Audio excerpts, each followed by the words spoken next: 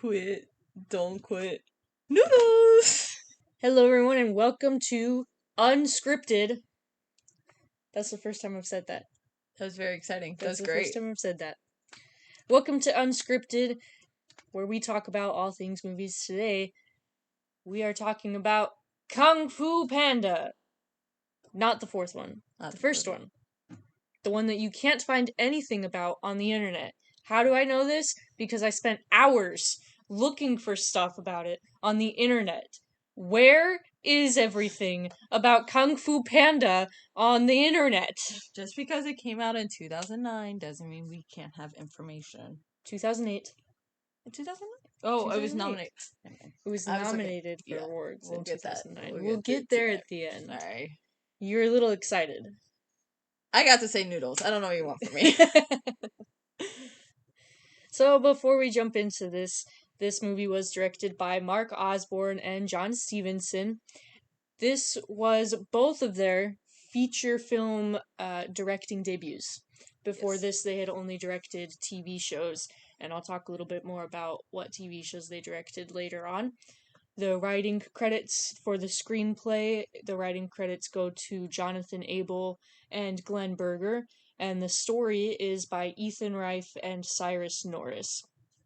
The producers, you have your executive producer, Bill Damashki. I'm sorry if I butchered the name. I don't know how to say it. The producer was Melissa Cobb. Co-producers were Jonathan Abel and Glenn Berger. And the associate producer was Christina Reed. Would you like to give a summary or overview of the film? I guess I can. So, Kung Fu Panda is a story about, well, you'll never guess, a panda who is voiced by Jack Black, who is obsessed with Kung Fu. It's his favorite thing in the world.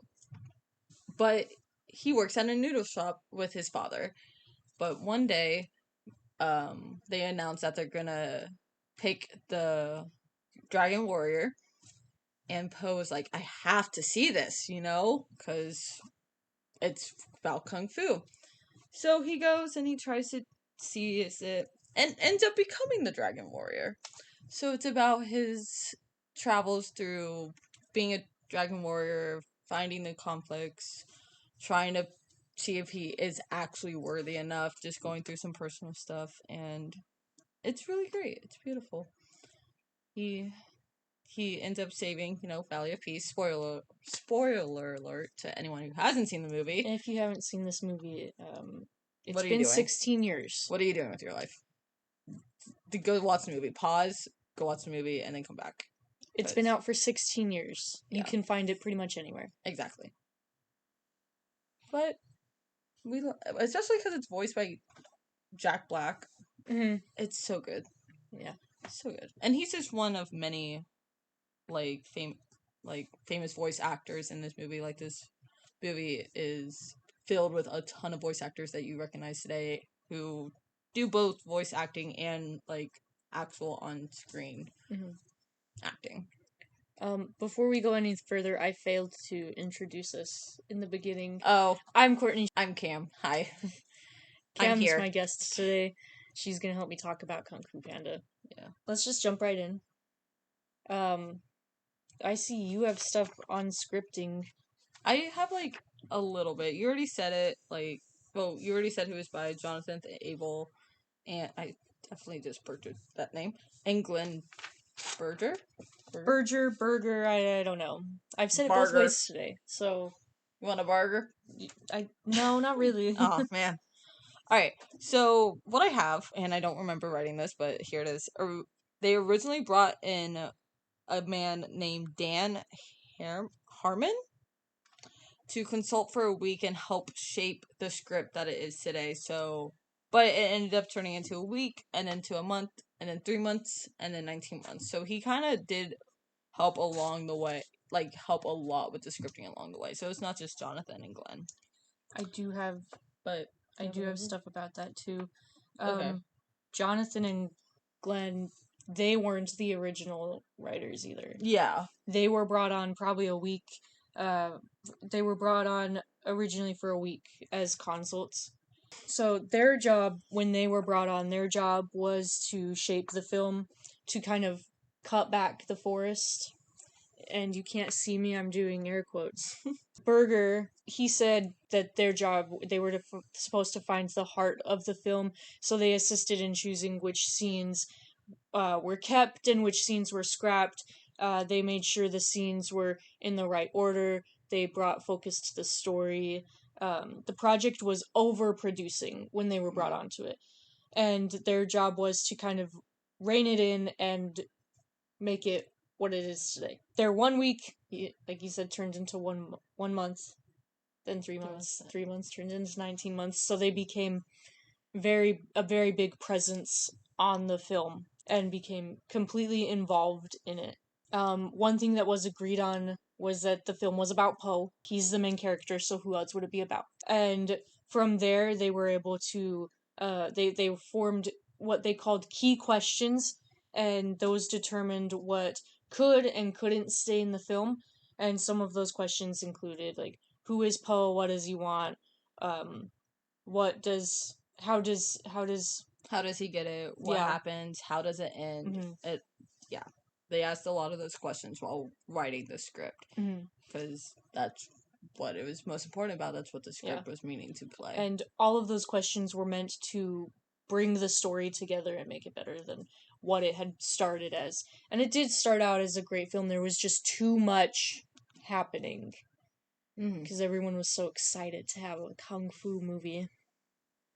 And I mean, we have kung fu movies, but like it's a different aspect of kung fu movies. It's a different kind of kung fu movie because kung fu. I was actually reading about this the other day with the article that it was very interesting to see, like, because we usually see with kung fu humans doing kung fu, which is animal fighting styles. And it was interesting to actually portray that with the animals. So the animals are actually doing their own unique styles with the kung fu. And we can get more. I have a little bit about that in editing too, how they made that possible with the animals, specifically Viper. Yeah. Because how do you do kung fu with a noodle? With a noodle. I have some stuff as well about that. About, like, the different fighting styles. But again, we can get into that later. I think I'm not 100% sure if that's all I have on the script because my notes are all just completely all over the place. And I didn't organize them. So if I have more, I'll just throw it in there and say, oh, by the way. But for now, we'll just get into the cast and how they all got involved into the film. Jack Black, he's the voice of Poe. Dustin Hoffman is the voice of Master Shifu. Angelina Jolie is Tigress. Ian McShane as Tai Lung. Jackie Chan as Monkey. Seth Rogen as Mantis. Lucy Liu as Viper. Dave Cross as Crane. Randall Duke Kim as Master Oogway. James Hong as Mr. Ping. Dan Fogler as Zeng. I can't read my own handwriting. I think it says Zeng. I don't remember that character. I did write down some of like smaller characters that you only see for a couple minutes, but they do have names. I didn't write down characters like Customer 1 because Pig 1. Michael Clark Duncan was the voice of Commander Vachir.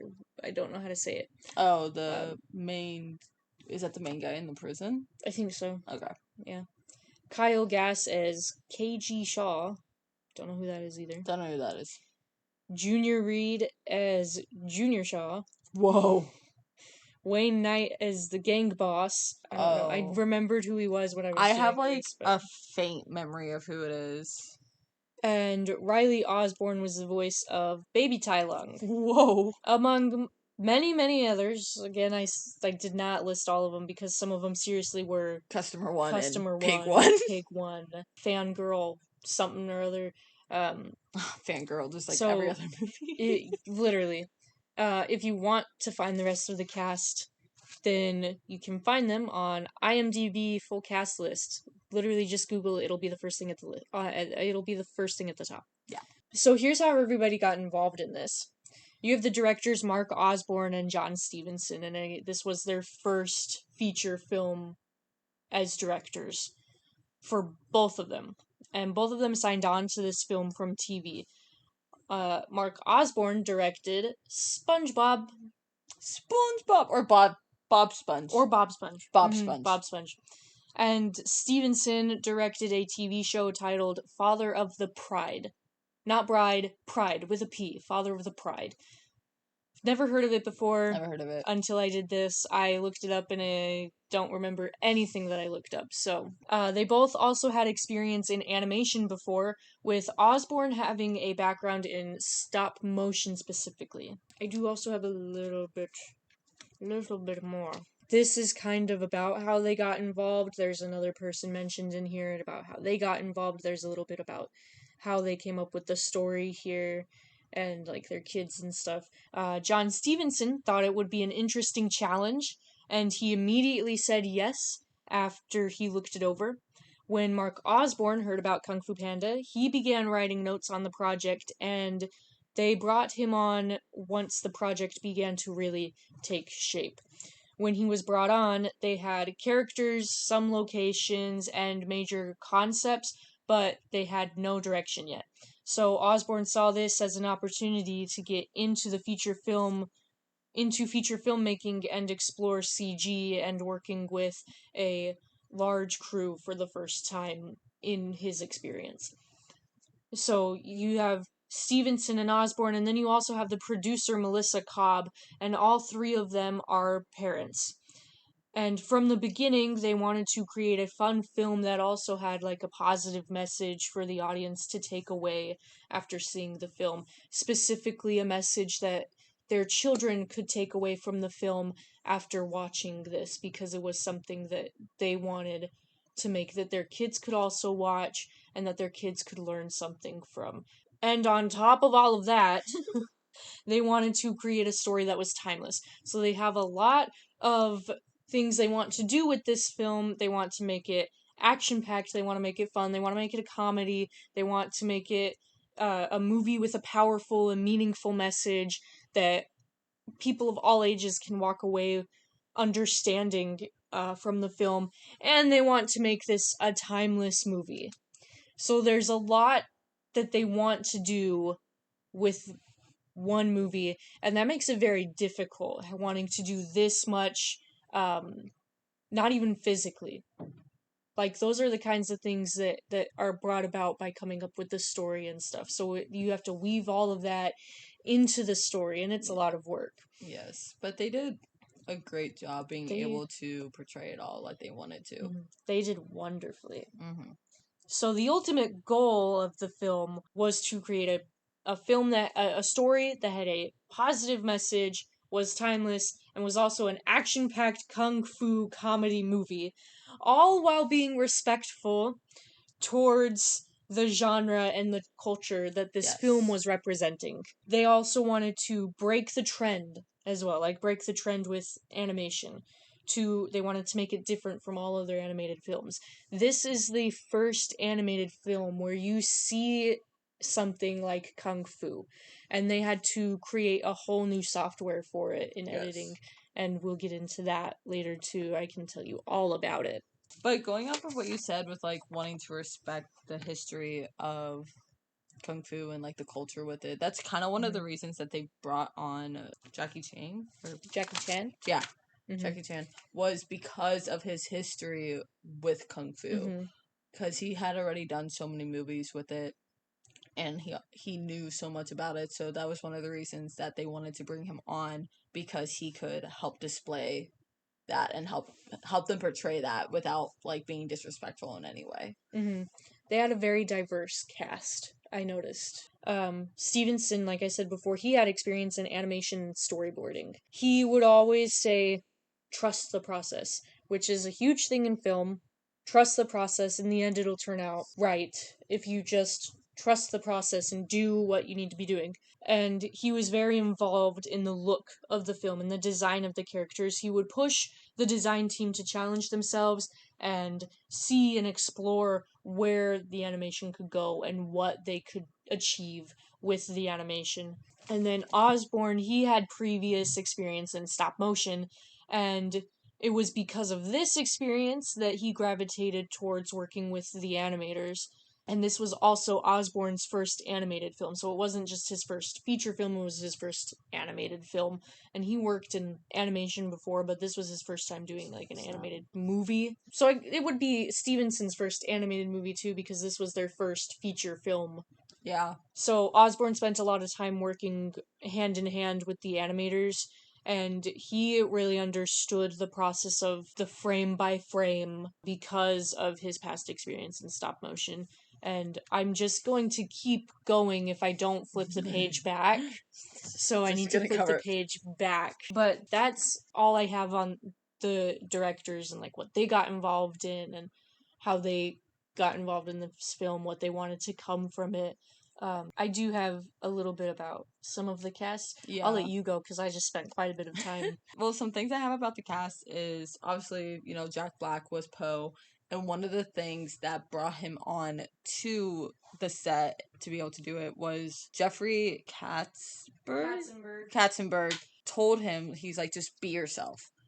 That's all you have to do. All you have to do is be yourself for this movie, and that's all they want. And Jack was sold. Which, I mean, if you compare it to a lot of his other movies, he's almost, and how he is in real life, he is basically being himself in every single movie. So that's really the way to get him to join your movies in production, is just being like, obviously not the only way, but like one of the big things is just be yourself, because that's all we want. And even whenever he is being himself, every character he has ever played has had a different personality, even though they still are acting the same. Mm-hmm.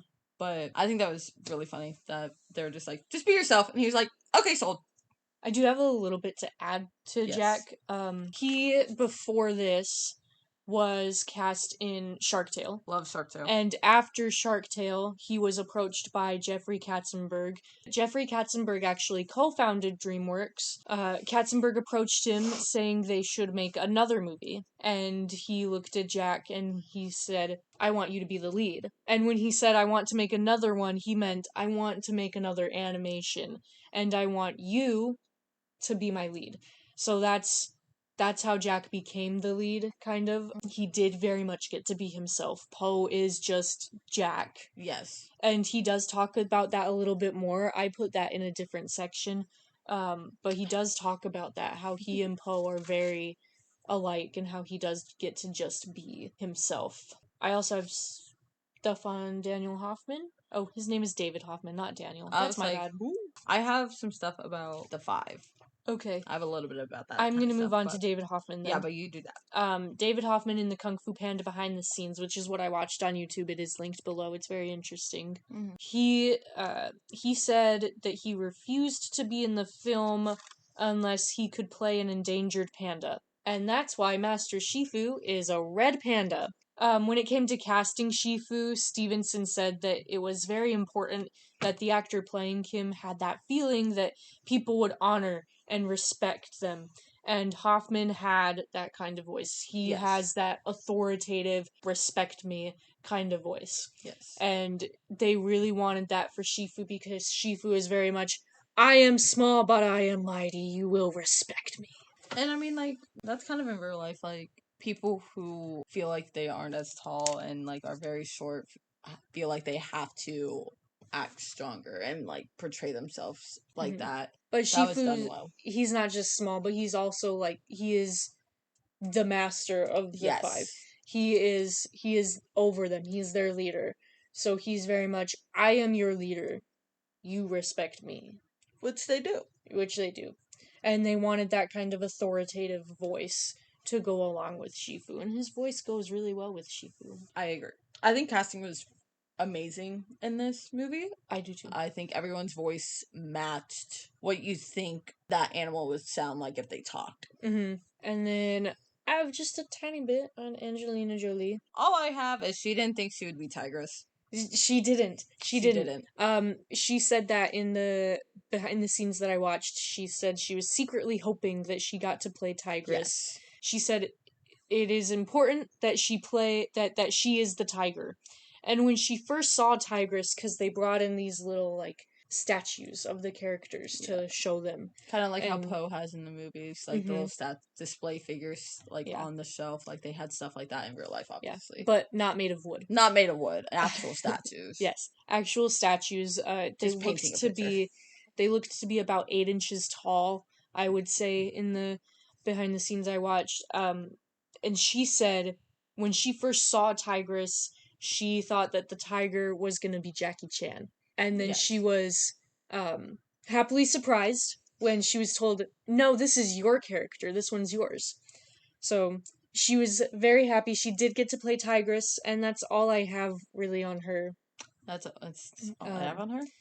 If you have anything else about the cast, feel free to add it in right now. Well, I already said it before, like with Monkey, Jackie Chan was perfect because of his history with Kung Fu. Him being Monkey just like kind of makes sense because I feel like with Monkey, with Kung Fu, there's a lot of monkey fighting, and so that's all I really have. I don't know where I'm going with my statement. I'm just gonna stop my statement and continue on. Lucy Liu, who plays Viper, she loved that Viper had 2 beautiful lotus flowers on this top of her head.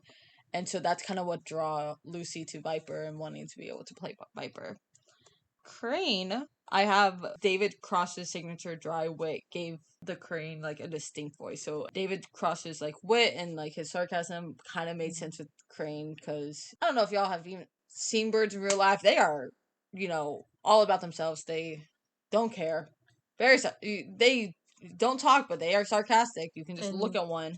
They just poop wherever they want. They just poop wherever they want. And so I like David Cross's like voice with that kind of match up the personality of the bird. Seth Rogen, who plays Mantis, I don't know how real this is, but he was saying that apparently the same day he was offered the role of Mantis, he was talking to someone about how he never got to play a praying mantis. And then he got offered the role of Mantis. And again, I don't know how much I believe that. Like, it is something that could be very possible, but I feel like that's something he would say as yes, a comedian. That's what I'm saying. Like, it seems very possible, but it also seems like something he just said for the show, like for showmanship. Mm-hmm. And then Tai Lung, who's played by Ian McShane. I thought it was funny that he voiced Captain Hook in Shrek the Third. And then what I do have on him with his actual voice acting is he would get behind the mic and roar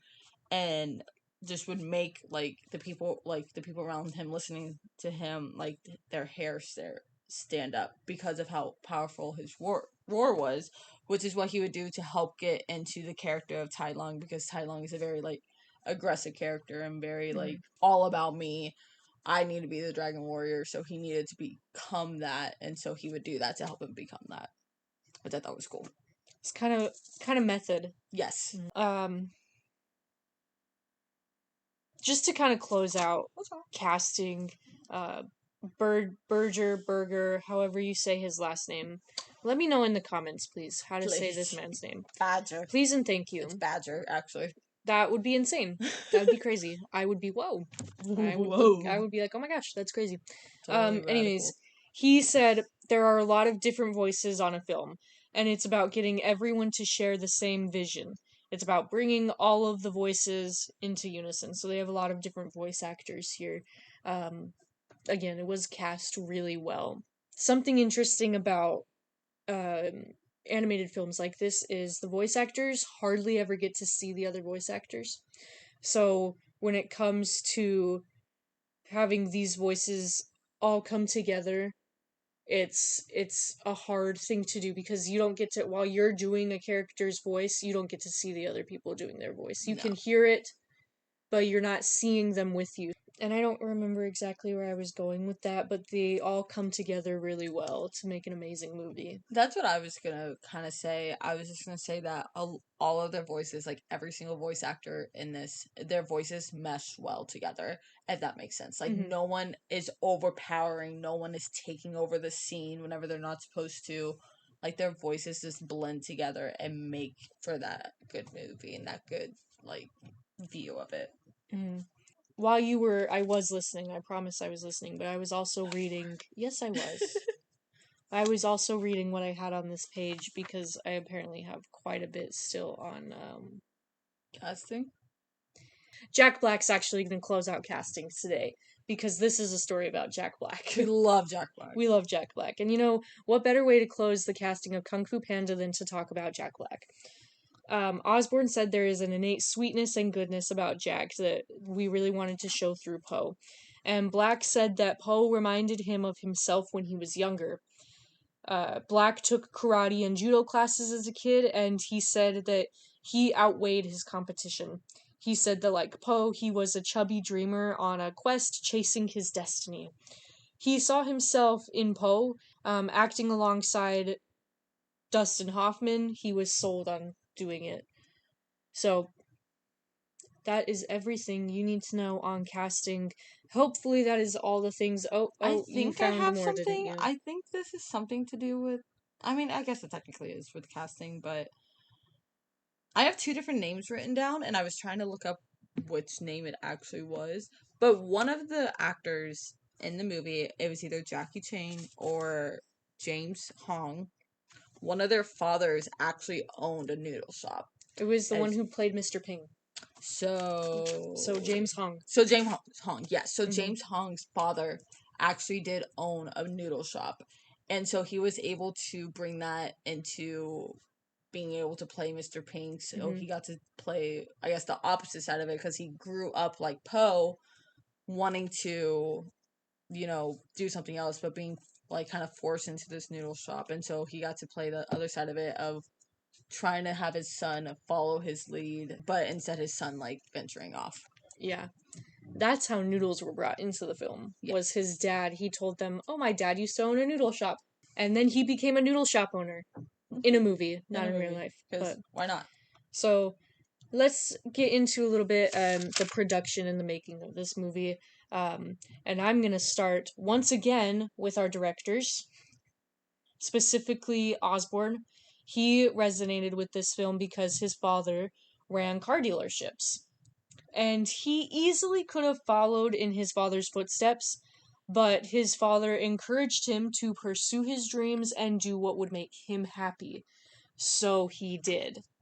He directed a short titled More, and it was nominated for an Academy Award. It was funded by his dad's employer, who saw an opportunity to help Osborne achieve his dreams and took it. Osborne could have done the easy thing and followed his dad, but he didn't, and he worked hard to get to this point in his life. And he said that the idea of being your own hero really resonated with him, because this is a movie about a panda who is his own hero. And that resonated quite a bit with Mark and the way that his life had gone. With this movie, they aimed as high as they could, and the animation in it is truly some of the best. And Osborne actually really helped to raise that bar with the animators. He would encourage them to go for heightened levels of subtlety, nuance, sophistication, and reality. And their aim was to create cartoony characters that didn't act like the usual cartoony characters that you would typically see in an animated film. They wanted somewhat cartoony but stylized characters that were believable, not your stereotypical slapstick, funny, goofy cartoons. They wanted broad characters that you could look in their eyes and you could see their emotions or the conflict they were facing, but also good comic characters that could get whacked in the face and take a fall down a flight of stairs whenever the time called for it. So they wanted believable characters, but cartoony characters. What they wanted was characters with range. They wanted flexible characters that could really do anything. They could be serious at times and they could be cartoony at times. And they didn't look like your average cartoon. So think of Roger Rabbit. They didn't want that. They wanted something more realistic. So they wanted like an in between Roger Rabbit and reality. I think they found it. Oh, 100%. 100% they found it. So their goal with this was to render these kind of broad aspects believably in the same film and sometimes even the same sequence. So in one sequence you could see Poe bouncing down the stairs, but also Tigress flying through the air, karate kicking somebody in the face. Yeah. Kung Fu Panda is a real kung fu movie Whoa. with comedy brought in through characters instead of the carefully crafted parody. Some of the messages they wanted inside of it were follow your dreams. Things that made it fall into that were Poe was afraid to follow his dreams because he could fail, and he could fail big time, and he's a panda, so nobody would ever forget it. He doesn't believe in himself to do it, and it becomes an accidental hero's journey. But in the end, he follows his dreams and achieves them. Woo! I mean, we already talked about how Angelina didn't think that Tigress was going to be a female, so she was very excited. But also, Lucy Liu while she was recording Viper's scenes, she would make faces while she was recording. So she would make all these like silly faces, serious faces, goofy faces, and they actually used some of those faces they made to animate Viper.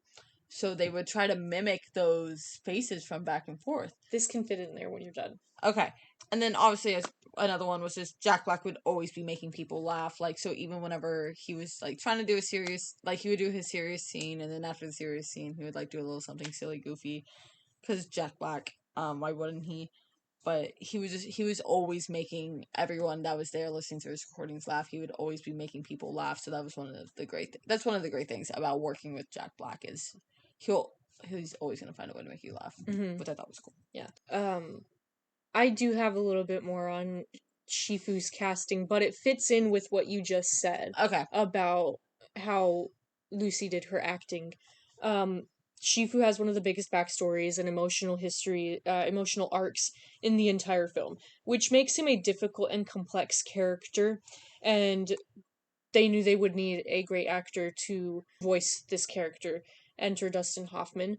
When they approached Hoffman, they told him that he could make suggestions about the character and that he would be voicing. However, Hoffman didn't know much about animation when they approached him about this. So they explained it to him before he signed on. And they told him that for this they would put a camera on him to record and watch his gestures and facial expressions, and then they would take that and construct the character and incorporate some of the actor's gestures, facial expressions, and idiosyncrasies into the character. One thing I found really funny or really interesting, Hoffman's always been very insecure about his nose. And so one of the suggestions he gave was that he wanted his character to have a nose job. And they followed through with it. The crew took this suggestion and they took it seriously.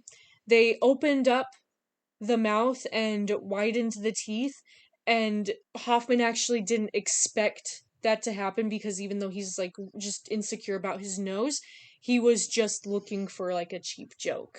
Yeah. So he didn't think they'd actually do it. I love things like that they take, because even though a production like has specific things they want done, they will take suggestions, even if it's something that you don't think will be serious, could end up being like a major difference in the movie, something just like that. Yeah. So I think that's really cool, and I think it is really cool whenever directors and producers and people like take suggestions from actors, because sometimes people are just like, oh, they're just actors, they come and do their scene and then they're done. No, actors like can have an opinion and like a somewhat say of how like what they think about their character, and they will take them serious. They will listen to them. Well, a lot of actors, they'll actually do research on the character. Yes. They will learn about the character, especially if this is a character that has existed for a long time. And if it's a character that's just been created, they'll still try to learn as much as they can about the kind of character that it is. So he probably tried to learn about pandas. I don't know. A good example of someone who has done extensive research on a character in order to be able to portray them in the proper way is Margot Robbie with Harley Quinn.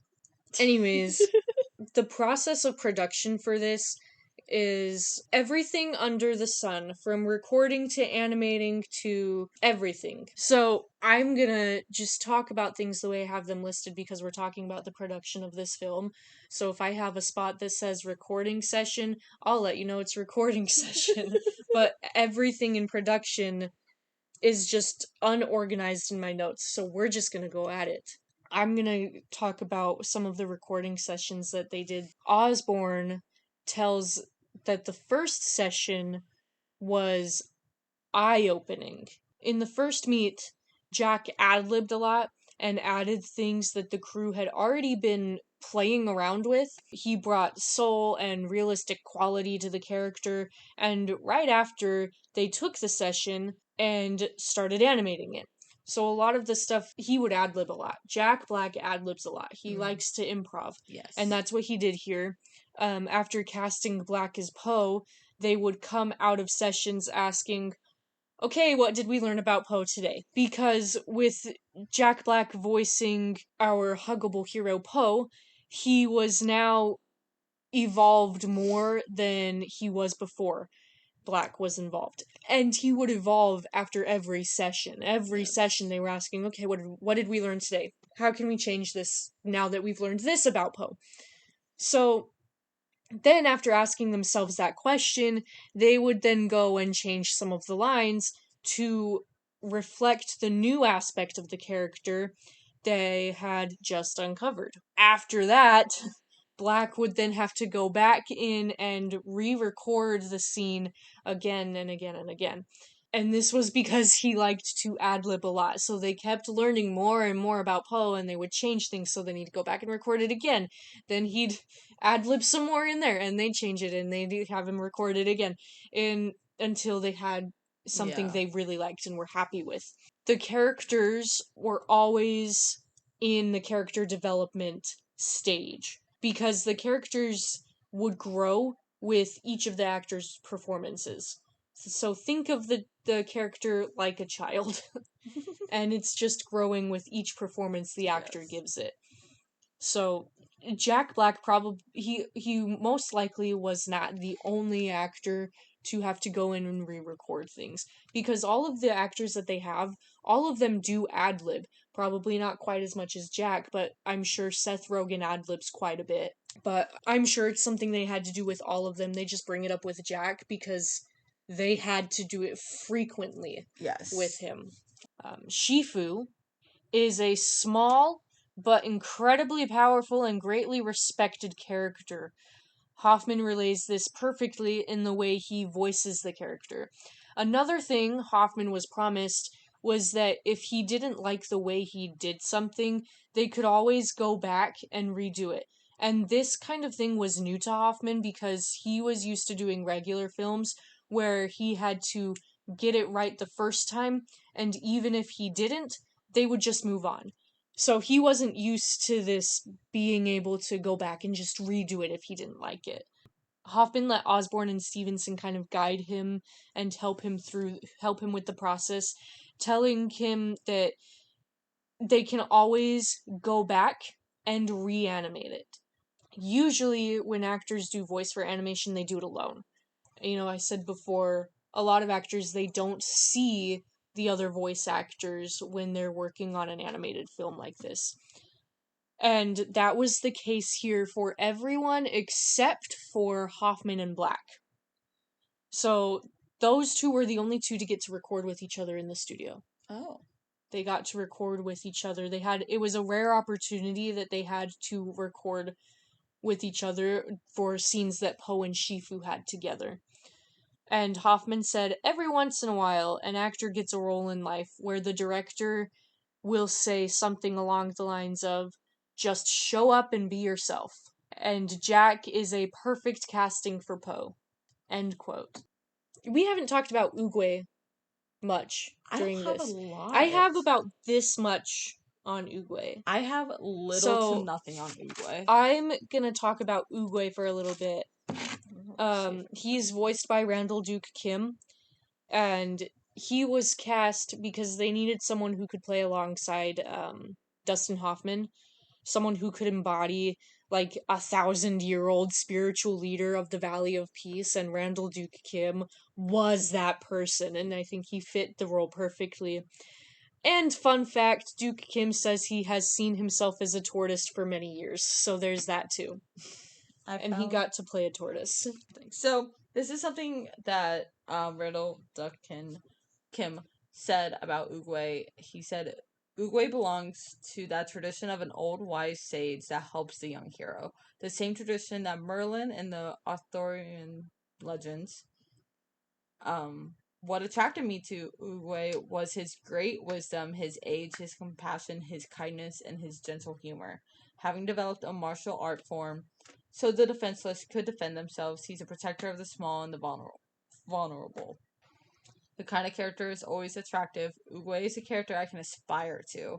As I get older, I wish I could become someone like that. So compassionate, so patient, so understanding and kind. In our world, there are qualities to which everyone should aspire. That's beautiful, and I feel like I should just end it right here with that. I didn't think it was going to get that serious. I saw a quote from Kim, and I'm like, I have something. But unfortunately, we still do have stuff to go through. This is my last little bit on the recording process. And I know this because this says process of production, and that is where my animation notes started, and everything is a nice little organized list after this. We love organized lists. We love nice little organized lists. So, to close out recording and to actually get into the real production of this, when they were, we already talked about it. This was recording with James Hong. We talked about how he told them his dad had a noodle shop. He brought that up during one of his recording sessions. Yes. He brought that up actually during his first recording session, that his dad had a noodle shop. Hong says Kung Fu Panda seems to marry the voices with the characters and the action very well, and I would have to say I 100% agree with that. Yes. The voices and the action and the comedy, they all tie in really, really well together. It's a big action movie with intimate character story. The film was an ambitious one, but so is everybody working on it. Mm-hmm. An ambitious film cannot be completed by people who are not also ambitious. So no. Let's get into animation. Whoa. Are you ready for this? I have a lot. I'm going to teach you a lot about animation today. I have CGI stuff. How much do you know about the animation process? I don't know a lot, if any. Honestly, okay. I say that and I'm like, oh yeah, I know some, and I'm going through my head. I'm like, I don't think I know jack, but about it. I didn't know much about it before either. When I was watching the behind the scenes, it then goes like about 15, 20 minutes in. It goes to the sections of like production, and it starts with rigging, and I was like, what in the world is rigging? I don't know what that is. So I went to Google and I looked up rigging, and I actually found a page on Pixar, and I trust the Pixar website with my whole heart. So, because it's Pixar, that's all they do is animate movies. So, let's talk about rigging, the basics of rigs or rigging in animation. Digital rigs are virtual bones, muscles, and joints that allow models for animation to move. So think of it like a human inside of a computer.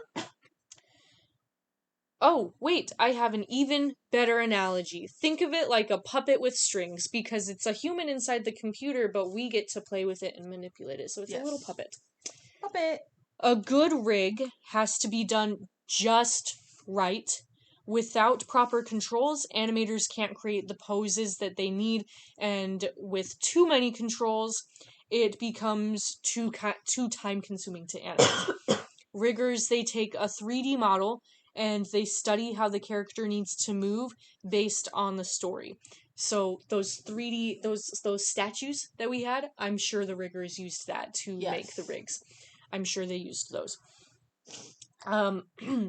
They take the motions and break them down into individual elements, creating hundreds of control points for the animators to use to create poses. That's kind of a basic rundown of rigging. Remember it as a puppet inside of a computer. That's really all you need to know. So, the rigging in Kung Fu Panda. Stevenson said that early on they discovered that the rigs wouldn't hold up to the physicality of Kung Fu. It put too much strain on the rigs. So to fix this, they had to re-engineer and redesign all of the character rigs to make it so they would be able to do the martial arts required for the film. So you know how I said earlier they had to like redesign everything and pretty much recreate a whole bunch of stuff. This was one of the things they had to like go in and recreate for this movie because your normal rigs that you use in movies that are not action-packed kung fu animated films don't hold up for action-packed animated films. They had to go in and make their own. So the rig for Viper is a very good example of this. The rig for Viper was remade to allow her to twist and move in like impossible ways to make her kung fu visible and recognizable. Because otherwise, you're just looking at a noodle. But she's a very good example of the recreation of the rig to fit the character and to make. Because they also had to make these rigs so that you could recognize the kung fu moves that were being performed, especially for Viper, because she's just, again, I say she's just a noodle. She's just a snake. Yeah. Like, you can't, how are you gonna tell that she's kicking somebody as a noodle? so this rig, they took Viper's rig, and her rig was great for testing the technology and character design for the rigs that were used. That's all you really need to know on rigging. We then get into the character effects and the surfacing. And another thing I had no idea what this was. Surfacing. What in the world is surfacing? So again, I went to our trusty Pixar animation website. Surfacing is the process in which surface artists construct the appearance and texture of characters and objects. So they used computer programs called shaders to do this, and with the surfacing they maintained the intent of the design. I just threw this in there because it's important to know Raymond Zibach is the production designer. He said to keep it believable, they made the characters look more like plush toys. And I honestly didn't think about that until I watched parts of the film after hearing him say that. They do look like little stuffed animals. For the characters, they did short fur because they didn't want the fur to bounce every time the character bounced or moved. And because they went with short fur, they also spent a lot of time like grooming the characters and making their fur messy or clean. Kind of just trying to style it in different ways. Because if you'll notice, every single character in Kung Fu Panda that has fur has short fur.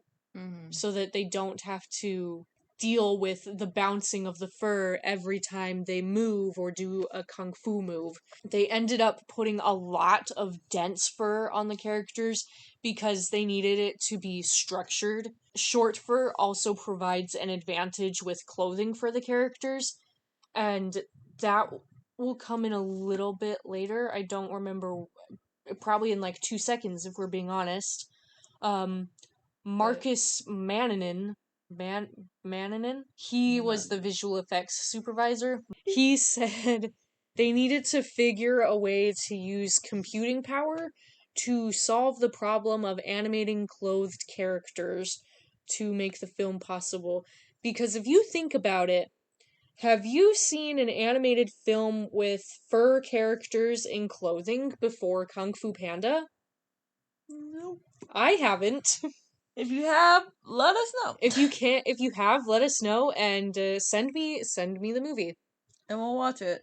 Smoosh is their technology for fur to clothing contact. It allows them to slide the clothing over the surface and for the fur to move and be pushed down in the areas of fur to cloth contact. It also allows the fur to spring up as clothing releases it. Once they had the right look, they could then customize how much fur lays down or how quickly it would spring back up to give it a natural look, and then they would automate it. And automating this was important when doing shots with big crowds. So, like in the arena, when they're doing the Dragon Warrior thing and everyone's in there, and you have all these characters that have fur, they're all automated. Their fur's all automated to move the way it needs to. They made an automated system so that they could focus on, instead of focusing on, oh, this fur didn't bounce up properly, I need to go fix that, they could focus on the action instead. And then we get into the effects, and this is where we can get into CGI too, so you can finally speak. You know what's so funny? I thought my CGI was so poor, and then you already went over everything I had, so I don't have anything now. I did? No, I'm because so sorry. no, it's not. It's not your fault. I mean, I don't have anything. It's literally just what you were talking about.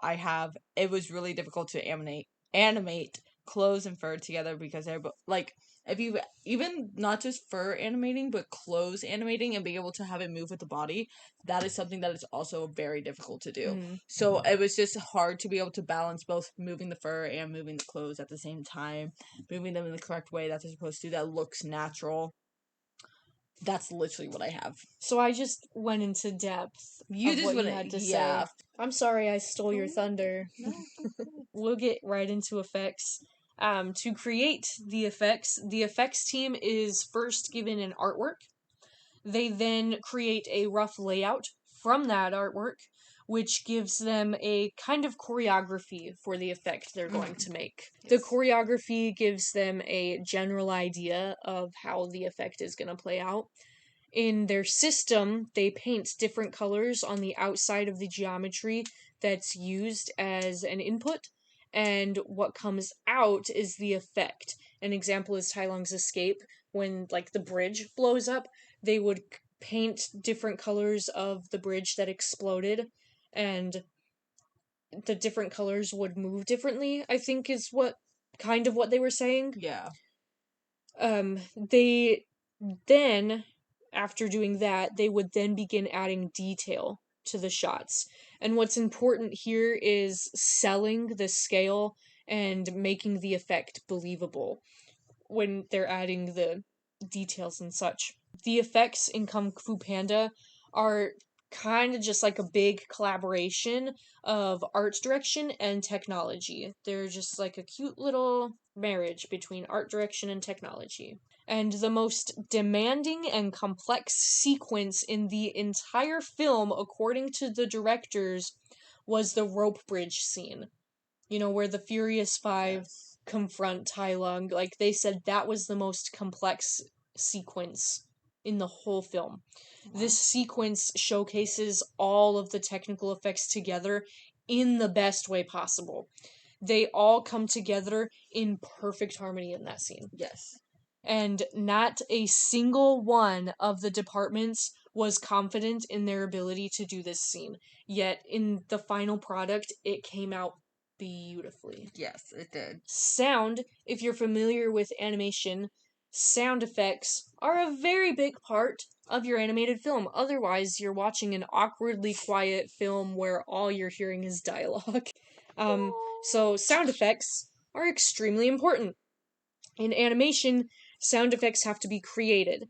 So for Kung Fu Panda, our sound designer was Ethan Vanderrine. He explored lots of new territory that he never got to explore before doing this film. And he said the key is to go out and record lots of different real world things for sound effects in animated films. So they would do this, then bring the sounds back to the studio to process and edit them together. And I did get to watch them play. Like, they're just like adults that get to play with toys all day.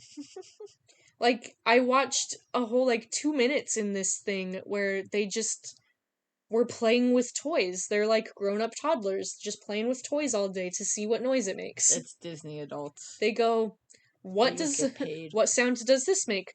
Bong. Yep, that's perfect. Let's use that. Disney adults that get paid. That's so real. Can I get that job? I want that job. That would be fun. I want that job. Yeah.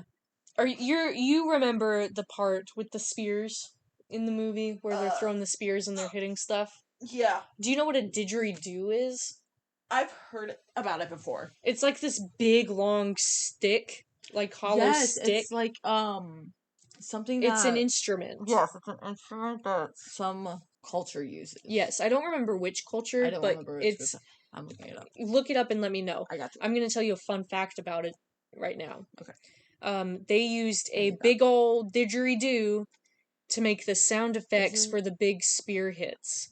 It's Australian. And then the characters have their own sound effects too, and they had to make those sound effects. So you could go from Tai Lung to Po with these sound effects. They're vastly different sound effects they have for these characters. So Tai Lung, he has hard smashy sounds because he's this big buff evil what is he, a leopard?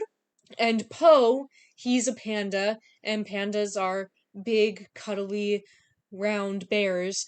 So his sound effects are like funny, boingy sounds. So, like when he's falling down the stairs, he's making little boingy sounds. He is a snow leopard. I was right, he's a leopard. And sound effects, they play a huge role in getting to know and connecting with the characters. And then I do just have, like you, I just have stuff on the actual animals that they have in the film, their kung fu styles. So if you would like, and I'll just add to you. Okay, so as we kind of already mentioned before, kung fu is animal style fighting. It's a form of animal style fighting. Traditional kung fu is. Yes, traditional. So whenever they're trying to portray that in actual animation with the actual animals, they're trying to figure out, what kind of style fighting they each had. Mm-hmm. So tigress style of fighting is more a direct and aggressive type of fighting, whereas monkey is a little more unpredictable and playful. Viper has like a shy, quiet, surprise attack kind of style and is known for like violent, lightning fast strikes. Because as you remember in the movie, she will strike something and it wouldn't even seem like she did. Like it will just do a quick sweep of emotion and it doesn't even look like she did do something. Crane used his hands, so even though he's a bird, he used his hands, so his wings and stuff. He didn't use his beak, because it was just I think they said something that it was a little too violent for the kind of movie they were going, so they never had Crane use his beak in fighting, even though that is something that is a type of fighting style. But he would use his hands to portray the beak-like style of fighting that they wanted to portray. And then Mantis is very fast, extremely precise with his fighting. He is almost invisible because, how many times have you looked at a screen of, it's a faraway shot of all five and you can point out Mantis? He's a small animal, so he's very invisible, so it's easier for him to fight and, blend in with stuff. And then I have, for Tai Lung, he's physically imposing, ruthless, manically driven, and brilliant. And that's kind of some words they use to describe his fighting style as well. Do you have a little bit to add? Just a little bit of history on traditional kung fu fighting, because that's something that they had to understand when they were making this film, was traditional kung fu and the fighting styles and the history of ancient China. Traditional kung fu is based on animal styles, and they were the inspiration for the Furious Five. So you have the monkey, the mantis, crane, viper, and the tiger. These styles, they originated in ancient China during times of conflict. The people began to invent new ways to defend themselves during this time.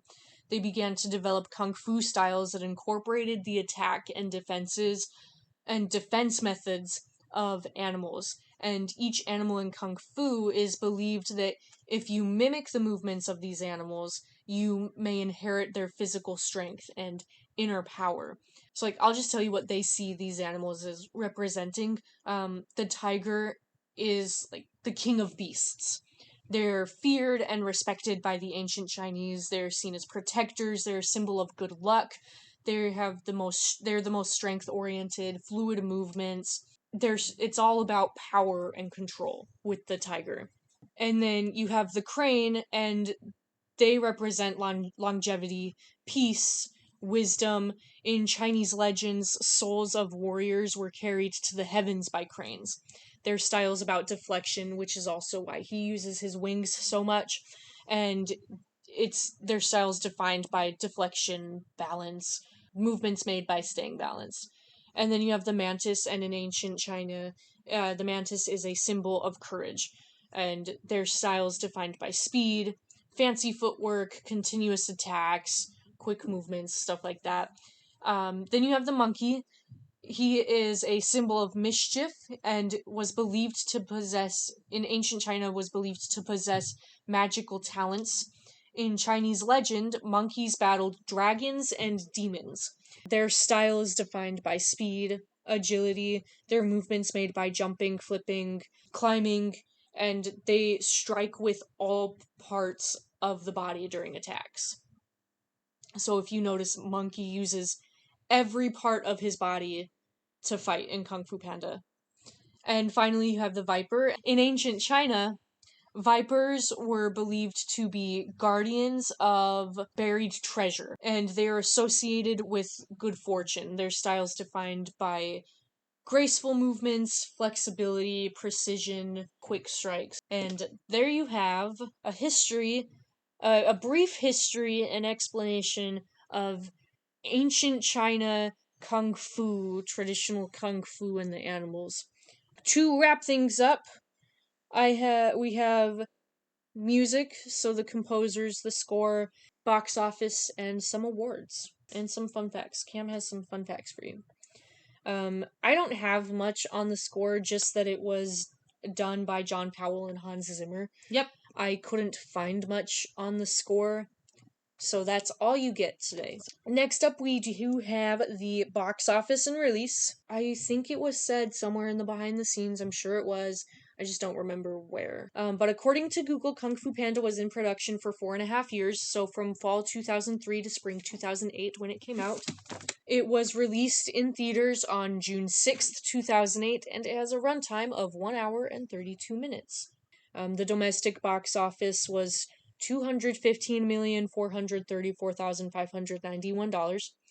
The international box office was $416,309,969, and the worldwide box office came to $631,744,560.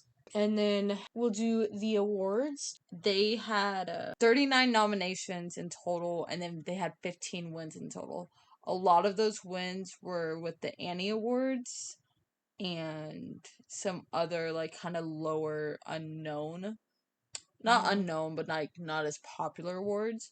The one award that they did get that is more known is for the Kids' Choice Awards. Jack Black won favorite voice actor from an animated movie in 2009. In 2009, it was nominated for the Best Animated Film at the Golden Globes. And in 2009, it was also nominated for an Academy Award for Best Animated Feature Film of the Year. It was also nominated in the Critics' Choice Award for in 2009, for also Best Animated Feature. People's Choice Award 2009 was nominated as Favorite Family Movie. Teen Choice Awards 2008 nominee Choice Summer Movie Comedy. We're not going to go over all of the awards that they won. If you would won or were nominated for, if you would like to see them, we found it on IMDb Awards Kung Fu Panda. Literally, you can type that into Google and it'll be the first thing that pops up. I did also find out, like, going back to the box office, that it was Dreamworks' like first high grossing non-Shrek film. So before, a lot of Shrek was like their most like would earn the most, would do the best out of all their movies. So Kung Fu Panda is like right next to it. It was still below Shrek, but it still came the closest out of all of their movies, at least at the time. I don't know if it's still true now. At least at the time, it came the closest to like almost beating Shrek or being as well done as Shrek. That's interesting. But Be So Real, nothing could beat Shrek. It's Shrek. So, it's Shrek. We'll just talk about the social impact, and then I do have a little paragraph that I wrote down that I do want to close it out with. Okay. With coming out of Kung Fu Panda, they ended up doing a lot more movies. Obviously, we have 2, 3, 4, 4 coming out very recently. They also had a ton of TV shows that came out that were popular but not as popular as the movies, and then a ton of video games. I believe the video games did really well. I have the video game. There we go. I have the Kung Fu Panda Xbox video game. Have I played it yet? No. because I still need to figure out how to delete the other profiles that are on my Xbox. We're still trying to figure out the Xbox. Yeah. Give us time. I'm gonna leave that part in. I have, for social impact, in June of 2018, a 4D Kung Fu Panda attraction opened in Universal Studios Hollywood. However, it has since been changed. It is no longer Kung Fu Panda. Kung Fu Panda, it's like a mix of all things Dreamworks now, I think. I'm not 100% sure. I haven't been to Universal in a hot minute. At least in Hollywood. Hollywood. I've been to Orlando quite a few times. The Orlando one is actually coming out with the Dreamworks location that's going to have Kung Fu Panda. It is rumored, I don't think it's been confirmed, but that you can, like, whenever you go to Universal Orlando and you look at that display, you can kind of see the top of Mr. Pink's noodle shop from Kung Fu Panda. So that's what we think it is. Yeah, that's another thing that's come from it. That will be opening, Dreamworks Land will be opening this summer, I think. Or sometime this year. Or sometime this year. Sometime in 2024. Yes. Dreamworks Land in Universal Studios Orlando will be opening, and like Cam said, we believe there's something related to Kung Fu Panda there. Noodles! Noodles! Kung Fu Panda has released 3 sequels since the first one, like you said, and all of the original voice actors returned to all of them except for the 4th one, where we really, I think, just had Shifu and Po. So Jack Black definitely returned. He's Po. Tai Lung, so Tai Lung was there. Saying he wasn't, there for a lot, but for his few scenes that Tai Lung did have, he did come back for. Yeah. And then they also have character meet and greets available in the Universal Studios parks. Yes. I think I've met Po. Or I saw Po and Tigress. I don't think I met them, but I saw them. I've definitely seen them in Islands of Adventure in Orlando. And I've seen them in Hollywood too before. Couldn't tell you where they meet. I'm sure they just come out at random times during the day, but they do have character meet and greets available. I think they meet at the same place at Islands. The times can be different. Because sometimes it's Tigress and King Julian. And that is everything I have on Kung Fu Panda. I know I had a lot. I spent quite a bit of time talking. You said you had lots of fun facts for me. I have 3 fun facts. Here for the fun facts. Okay. So, one of them goes back to whenever we were talking about how they were looking into the history of Kung Fu and, like, trying to learn as much as they can. The animators actually took a 6-hour Kung Fu class to get an idea of the actual moves for the action, for the movie.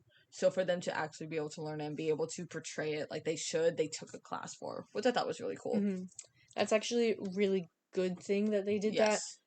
A big thing with animated films that have something like Kung Fu, or like take Encanto, for example. I do have an episode on Encanto out. Go listen to it if you haven't. Yeah. It's the first episode. They took a trip to Colombia to do research. Yes. So that's a very common thing to do with animated movies. They'll go do research on things to make sure it's accurate. This one we already know, and I didn't realize until I reread it right now, but it's just the individual fighting styles of the Furious 5 members are actual Kung Fu styles, so they all portray, like, the actual Kung Fu that we already went over. Of their animal. And then I also have that Jackie Chan recorded his voiceovers during a single 5-hour recording session in LA on October 15, 2007. And he also had recorded for the Mandarin and Cantonese versions of the movie. I heard he did do it in different languages. I had no idea he did all of it in one session. So that was the only time he, like, actually set foot in the studio? I believe so. Or it could have just been, like, for one. That's what it is coming off as. Whenever I was reading it, and it sounds like he just did do it all in one day. He was able to record everything, I guess, perfectly. He had no issues. They had no issues with how he recorded it. So they're able to get it all done and out. That's really interesting. All right, well, there you have it. There's Kung Fu Panda. Just to close it out, I have a little cutesy little paragraph written. From the start, they had set out to create one of the best looking movies Dreamworks had ever seen. And I believe they succeeded in that and their message in the film. Kung Fu Panda is, at its heart, a true movie about being the best you that you can be. Be your own hero, and it conveys that message beautifully. Thank you all so much for listening. I hope you enjoyed this episode on Kung Fu Panda. Subscribe to my channel. Also follow me on Instagram, TikTok. I have all the social medias. Follow me on social media at unscripted.cs. Subscribe to my YouTube channel. And we will see you all next time.